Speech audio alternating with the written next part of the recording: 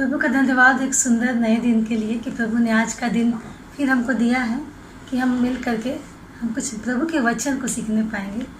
तो आप लोग को प्रभु यीशु के बहुत मीठे नाम से मैं अभिवादन करती हूँ। हम वचन निकालेंगे पहला यूहन्ना और उसका 5 अध्याय का 18 पद। पहला यूहन्ना उसका 5 अध्याय का 18 पद, उसमें ऐसा लिखा हुआ है, हम जानते हैं कि जो कोई परमेश्वर से उत्पन्न हुआ है वह पाप नहीं करता, पर जो परमेश्वर से उत्पन्न हुआ है उसे वह बचाए रहता है और दुष्ट उसे छूने नहीं पाता। आमीन। सुंदर वचन के लिए प्रभु का कोटि कोटि धन्यवाद हो। वचन हमें बता रहा है, जैसा हम एक वचन को हम पढ़ना चाहते हैं, जैसा लिखा हुआ यूहन्ना 3 अध्याय का 6 पद और उसके 9 पद में क्या बोलता है। जो कोई उसमें बना रहता है वह पाप नहीं करता। जो कोई उसमें बना रहता है वह पाप नहीं करता। जो कोई पाप करता है, जो कोई पाप करता है उसने ना तो उसे देखा है, उसने ना तो उसे देखा है और ना उसको जाना है। और ना उसको जाना है।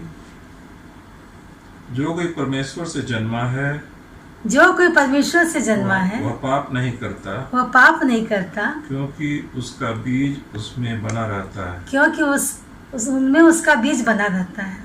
और वह पाप कर ही नहीं सकता क्योंकि परमेश्वर से जन्मा है। और वह पाप कर ही नहीं सकता है क्योंकि वह परमेश्वर से जन्मा है। आमीन। सच में ना, जो कोई उसमें बना रहता है ना वह पाप नहीं कर सकता है। वचन हमें साफ साफ बता रही है कि जो प्रभु में बना रहता है, जो परमेश्वर के संग संग रहता है, वो पाप कभी नहीं कर सकता है। जी हाँ, उसने ना तो उसे देखा है और ना कोई परमेश्वर को जाना। फिर भी हमें विश्वास के द्वारा हम परमेश्वर के संतान होने के लिए परमेश्वर हमें अधिकार दिया है। और वचन हमें साफ साफ बताए। यहाँ पर यूहन्ना यह प्रमाणित करना चाह रहा है, यह प्रमाणित कर रहा है कि सब कोई, जी हाँ, सब कोई परमेश्वर से जन्मे लोग हैं। अर्थात परमेश्वर में एक नए जीवन के विषय में यहाँ पर यूहन्ना हमें बता रहा है। अर्थात परमेश्वर उन विषयों के बारे में बता रहा है, उस मनुष्य के बारे में जिसका आंतरिक स्वभाव पाप रहित होता है। मतलब उसके हृदय में सत्यता होती है और कोई भी उसका स्वभाव जो है वो पाप रहित होता है। उसके विषय में यहाँ पर हमें यूहन्ना बता रहा है। यहाँ परमेश्वर से जन्मा, जी हाँ, यीशु मसीह के बारे में यहाँ पर नहीं। जी हाँ, यीशु मसीह तो परमेश्वर के द्वारा ही है क्योंकि वो पिता पुत्र पवित्र आत्मा एक ही है। लेकिन यहाँ पर जो कुछ विषय में बताया जा रहा है, उद्धार के विषय में बता रहा है।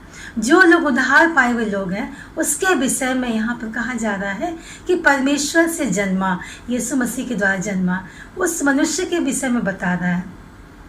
इस पद में मैं स्वयं को यहाँ पर रखना चाहती हूँ। जी हाँ, इस पद में हम लोग अपने आप को यहाँ पर रखें और हम अपने आप को प्रमाणित करें कि हमने, जी हाँ, हमने परमेश्वर के द्वारा मैं उत्पन्न की गई हूँ। क्यों? क्योंकि उनका बीज हमारे अंदर, अर्थात उनका डीएनए हमारे अंदर है। इसलिए हम लोग परमेश्वर के संतान होने का हमें अधिकार मिला है। जी हाँ, जैसे हम लोग पहला यूहन्ना का 3 का 9 में पढ़े कि सत्य को अलग तरीके से यहाँ पर वर्णन किया गया है। सत्यता को, एक विश्वासी का नया जीवन के विषय में यहाँ पर बताया गया था। एक मनुष्य का, एक विश्वासी मनुष्य का जब जीवन परिवर्तित होता है प्रभु में, जब वो उद्धार को प्राप्त करता है, उस विषय में यहाँ पर बताया जा रहा है। हम वचन देखते हैं पहला यूहन्ना और उसका 3 अध्याय उसका 12 पद। और कैन के समान न बने, और कैन के समान न बने, जो उस दुष्ट से था, जो उस दुष्ट से था, और जिसने अपने भाई को घात किया। और जिसने अपने भाई को घात किया। और उसे किस कारण घात किया? और उसे किस कारण घात किया? इस कारण कि उसके काम बुरे थे, इस कारण कि उसके काम बुरे थे, और उसके भाई के काम धर्म के थे। और उसके भाई के काम धर्म के थे। जी हाँ, वचन यहाँ हमें बता रही है कैन और हाबिल, जो हम लोग पुराने नियम में जब जाते उत्पत्ति में इसका जिक्र किया गया है। ये 2 भाई थे। जी हाँ, ये 2 आदम के पुत्र हुआ करते थे। उनके विषय में यहाँ बताया गया किस प्रकार कैन के अंदर दुष्टता थी। जी हाँ, और क्यों उसको हाबिल को उन्होंने अपने दुष्टता की वजह से उसको मार डाला, क्योंकि उसके अंदर धार्मिकता थी। वो परमेश्वर के उद्धार को जानता था, वो परमेश्वर का पुत्र होने का उसको अधिकार मिला था। जी हाँ, तो वचन हमें बता रहे कि हमें आज कैन के समान नहीं बनना है। हम पहला यूहन्ना और उसका 2 अध्याय उसका 13-14 पद पढ़ते हैं, क्या लिखा हुआ है। हे पितरों, मैं तुम्हें इसलिए लिखता हूँ हे पितरों, मैं तुम्हें इसलिए लिखता हूँ कि जो आदि से है तुम उसे जानते हो। जो आदि से है अर्थात परमेश्वर, तुम उसे जानते हो।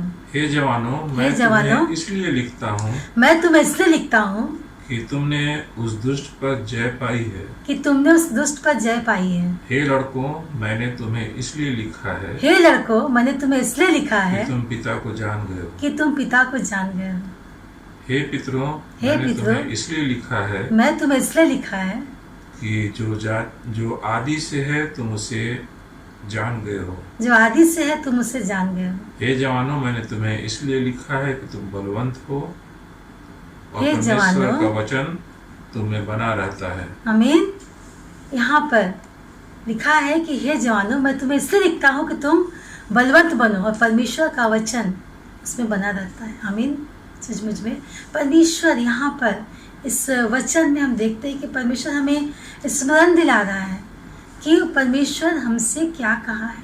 जी हाँ, एक एक लोगों को, क्या बूढ़े के, क्या जवान, क्या बच्चे, सबके बारे में परमेश्वर यहाँ पर निर्देश दिया है कि अगर हम परमेश्वर को जानते हैं, उस विषय में बताया गया है कि हमें प्रभु में बलवंत बनना है और उसके वचन को हमेशा स्मरण करना है, ताकि हम परमेश्वर के संतान होने का जो अधिकार है वह हमें प्राप्त होने पाए।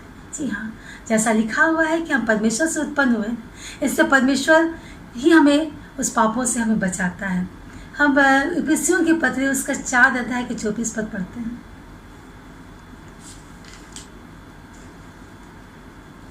इफिसियों की पत्री उसका 4 अध्याय और उसका 24 पद में लिखता है, वचन हमें बता रहा है, और नए मनुष्यों को पहन लो जो परमेश्वर के अनुरूप सत्य की धार्मिकता और पवित्रता से सींचा गया है। आमीन। परमेश्वर का वचन यहाँ नए मनुष्य को पहनने की उसको धारण करने की बातों को यहाँ पर कर रहा है। जी हाँ, ताकि इसलिए कि हम परमेश्वर के उस सत्यता की धार्मिकता और उसकी पवित्रता के द्वारा सृजे गए हैं। जी हाँ, जैसे हम लोगों ने अभी जाना कि परमेश्वर के संतान होने का अधिकार हमें मिला है। और एक वचन देखेंगे, कुलुसी 3 उसका 10। और नए मनुष्यों को पहन लिया है, और नए मनुष्यों को पहन लिया है, जो अपने सृजनहार के स्वरूप के अनुसार ज्ञान प्राप्त करने के लिए नया बनता जाता है। जो अपने सृजनहार के द्वारा ज्ञान प्राप्त करने के लिए नया बनता जाता है। आमीन। सच में अगर हमारे जीवन में हम अगर परमेश्वर के संतान हैं, अगर हमारे जीवन में उद्धार है, विशेषकर हम विश्वासियों के जीवन की ये बातें हैं कि अगर हम उद्धार को प्राप्त किए हैं, अगर हम परमेश्वर के संतान हैं, तो हमारे जीवन में वो सारी बातें जो परमेश्वर चाहता है कि वो हमारे जीवन में ना आए, तो वो हमें बचाता है।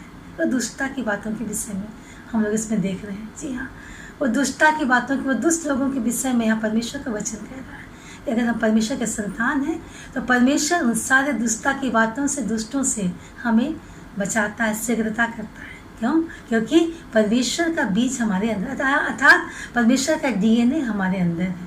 ठीक है ना? जी है, आज हम परमेश्वर के संतान होने के लिए अपने आप को तैयार करें, जितने लोग हम लोग हैं, सब लोग, ताकि हमारे अंदर कोई दुष्टता की बातें ना होने पाए, पर हम परमेश्वर के द्वारा चलाए हुए चलने पाए। सुंदर वचन पर प्रभु बहुत ऐसे आशीष दे। आमीन। ये प्रार्थना करें। धन्यवाद करते हैं पिता परमेश्वर कि तूने अद्भुत वचन दिया प्रभु जी। हाँ पिता परमेश्वर, हम तेरे संतान हैं प्रभु जी, और जब तेरे हम संतान हैं प्रभु जी, तो तू हमें हमेशा से दुष्टता की बातों से, दुष्टों से प्रभु जी बचाए रहता है पिता परमेश्वर। तो कभी नहीं चाहता है प्रभु जी कि हम दुष्टता की बातों को करें। क्यों? क्योंकि प्रभु जी तूने हमें अपने संतान होने का अधिकार दिया है।